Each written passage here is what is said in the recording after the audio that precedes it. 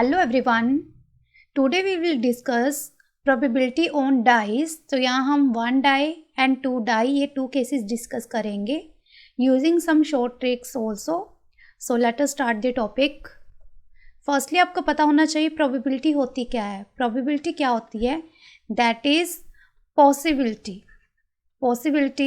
of happening anything or not. कोई चीज़ हो सकती है या नहीं हो सकती उसे हम बोलते हैं प्रोबेबिलिटी, जो सर्टेन नहीं होता. फाइन, लाइक आज बारिश होगी या नहीं होगी, इट इज़ नॉट सर्टेन. सो ये कुछ ना कुछ प्रोबेबिलिटी होगी. आप क्लाउड्स देखोगे और आइडिया लगाओगे कि शायद 20% चांसेस है, 40% चांसेस है. So it is just possibility जो हम आइडिया लगाते हैं. Is that fine? So probability हम डिस्कस करेंगे डाई पे. पहले हम 1 डाई की बात करेंगे.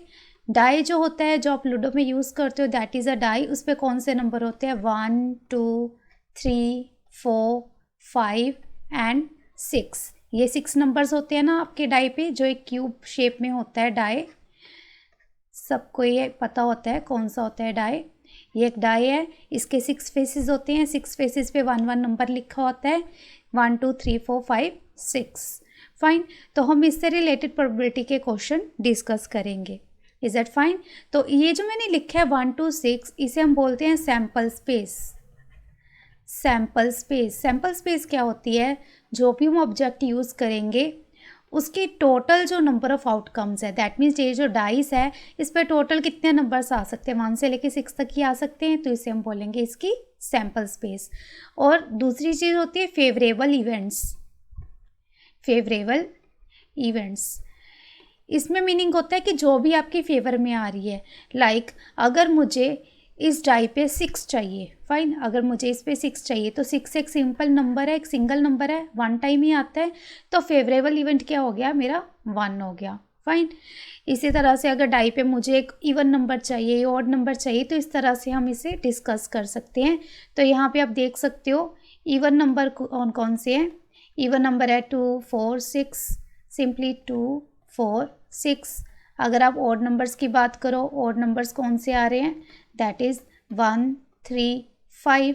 और अगर प्राइम नंबर की बात करें, प्राइम नंबर्स कौन से आ रहे हैं यहाँ पे? That is 2 3 5.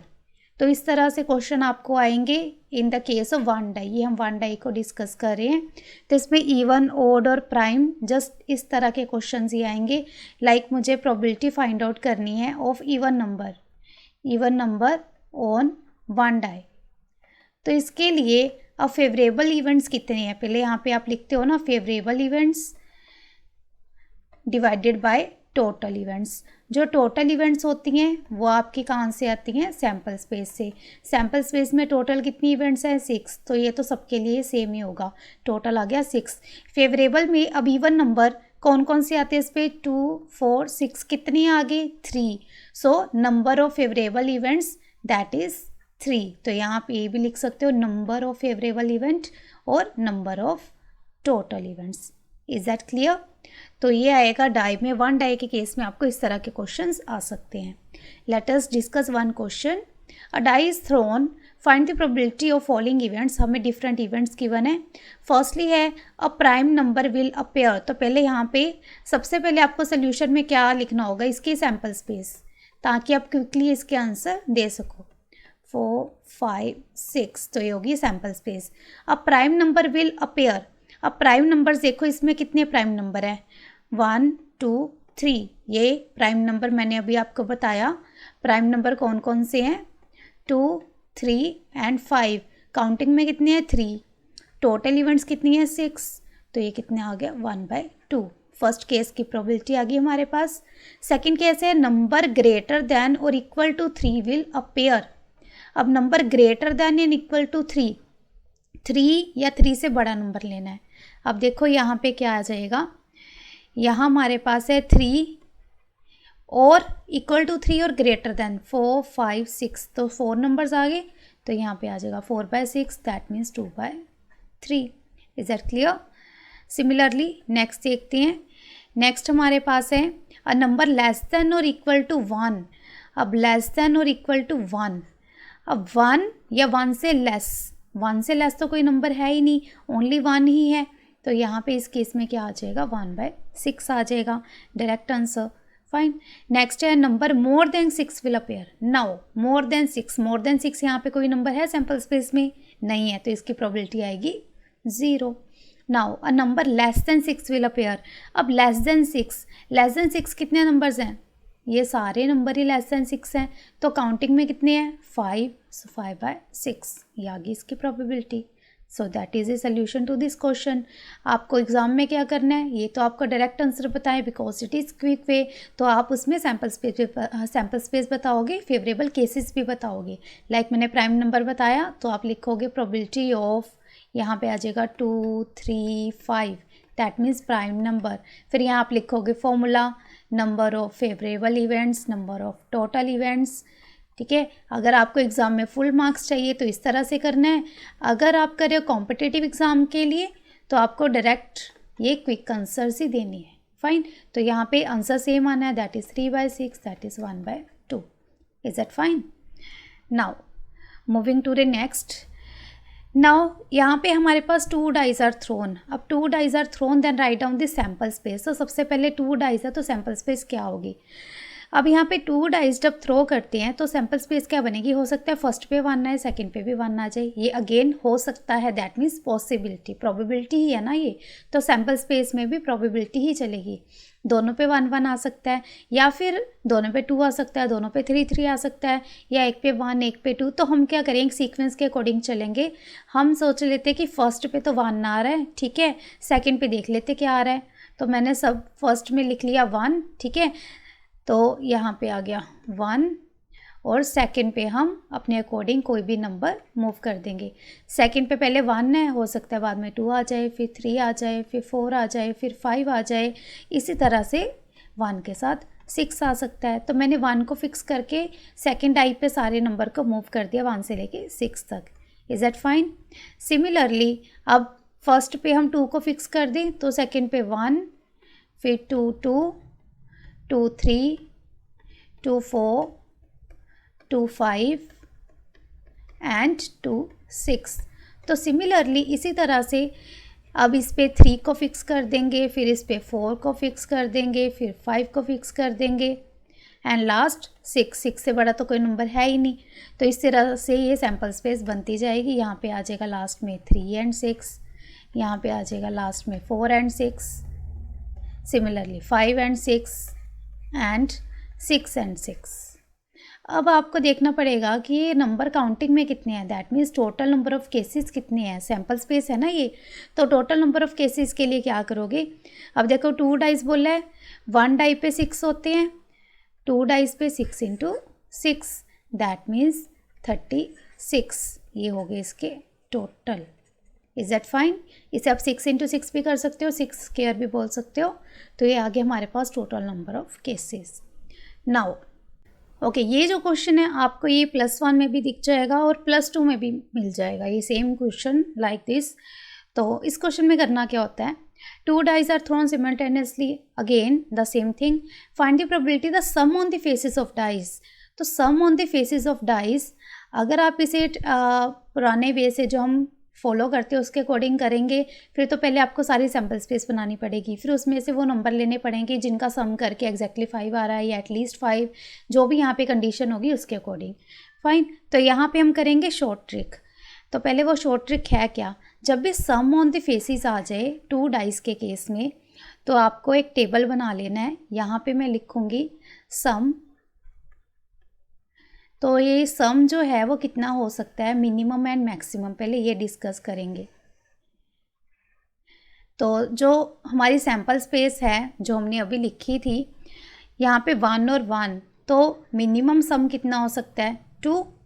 फाइन, मिनिमम हमारे पास सम कितना आ सकता है 2, और मैक्सिमम यही नंबर आएगा 6 + 6, मैक्सिमम आ सकता है 12। तो इसके अकॉर्डिंग ही लिखेंगे यहाँ पे। तो सम आ सकता है 2 से लेके 12 तक, तो 2, 3, 4, 5 अप टू 12 आपको सारे नंबर यहाँ पे लिखने पड़ेंगे एक बार। उसके बाद आप कोई भी क्वेश्चन है बड़ी ही इजीली कर सकते हो by using this trick. Okay, तो ये हो गया। अब सम लिखने के बाद यहाँ पे मैं लिख रही हूँ इनकी फ्रीक्वेंसी। फ्रीक्वेंसी मीन्स ये कितनी बार आ रहा है, 2 सम कितनी बार आएगा, 3 सम कितनी बार आएगा, तो ये इसमें मैंने कुछ काउंट नहीं करना है। ये ट्रिक है जो हम यहाँ पे अब यूज़ करेंगे। इस ट्रिक से आपको क्या करना है, just right on this is a trick. ये कोई कैलकुलेशंस नहीं है, इसमें आपको काउंटिंग लिखनी है 1 2 3 4 5 6। अब देखो मैक्सिमम नंबर 6 ही था ना, अगर आप डाइस की बात करो 6 से ऊपर तो नंबर आता नहीं है, तो 6 के बाद मैं 7 8 तो लिख नहीं सकती। फ्रीक्वेंसी भी इसी तरह से चलेगी, 6 के बाद फिर से आ जाएगा 5 4 3 2 1। तो ये लर्न करना भी बहुत ईजी है, 1 से लेके 6 तक लिखना है, फिर 6 से बैक काउंटिंग स्टार्ट कर देनी है। फाइन। अब ये टेबल लिखने के बाद आप सोचोगे कि सम ऑन द फेसेस कैसे आएगा हमारे पास, तो हम यहाँ पे करते हैं, पहले एग्जैक्टली 5 के लिए देखते हैं। एग्जैक्टली 5 के लिए आपको क्या करना है, इस टेबल को जस्ट रीड करना आ गया, फिर आपका सारा काम हो जाएगा। अब जैसे यहाँ पे 5 बोला, एग्जैक्टली 5, तो मुझे सम 5 मुझे ये देखना है, सम इज़ 5, एग्जैक्टली 5 सम है, तो मुझे बस उसकी फ्रीक्वेंसी देखनी है। तो अगर मुझे ए पार्ट का आंसर देना है, इसकी प्रोबेबिलिटी बतानी है, तो क्या हो जाएगी, 5 की फ्रीक्वेंसी कितनी है 4 और टोटल केसेस कितने हैं 36। तो मेरे पास क्या आंसर आ गया 1/9। इज़ दैट सिंपल, आपको कुछ भी चेक करने की ज़रूरत नहीं पड़ी। अभी ये जो एटलीस्ट और एट मोस्ट वाले केसेस हैं, ये इससे बहुत ज़्यादा इजी हो जाते हैं। अब बी केस में जो प्रोबेबिलिटी है जो एट लीस्ट की है, एट लीस्ट 5, वो कैसे इजी हो जाएगा, लेट अस सी। अब एटलीस्ट वाले केस में एटलीस्ट का मीनिंग क्या होता है, 5 या 5 से बड़ा, ठीक है, दैट मीन्स 5 तो लेना ही है, 5 से बड़ा कुछ भी हो सकता है। Sum on the faces 5 6 7 8 9 10 up to 12 कुछ भी हो सकता है। एटलीस्ट वर्ड लिख दिया, दैट मीन्स आपको क्या करना है, 5 से लेके 12 तक सबकी फ्रीक्वेंसीज को ऐड कर देना है। अब यहाँ पे आ जाएगा 4 + 5 + 6 + 5 + 4 + 3 + 2 + 1 डिवाइडेड बाय ऑब्वियसली 36। अब आप इन सबको ऐड तो कर ही सकते हो, ये तो इजी है करना। 4 + 5 9 9 6 15 15 5 20, तो ये हो गए 20। 20 के बाद 7 8 9 और 1 10, तो ये हो गए 30। 30/36 कौन से टेबल पे कैंसिल हो रहे हैं, ये फर्दर 6 6 5 दा एंड 6 6 था, तो आ गया इजीली आंसर, कुछ भी करने की ज़रूरत नहीं पड़ी। नाउ सिमिलरली सी पार्ट, जब हमें चाहिए प्रोबेबिलिटी ऑफ एट मोस्ट 5। अब एट मोस्ट 5 के लिए क्या करना है, एट मोस्ट 5 का मीनिंग क्या होता है, अगर आपको मीनिंग क्लियर है तभी ये आपकी ट्रिक काम आएगी, अदरवाइज नहीं आएगी।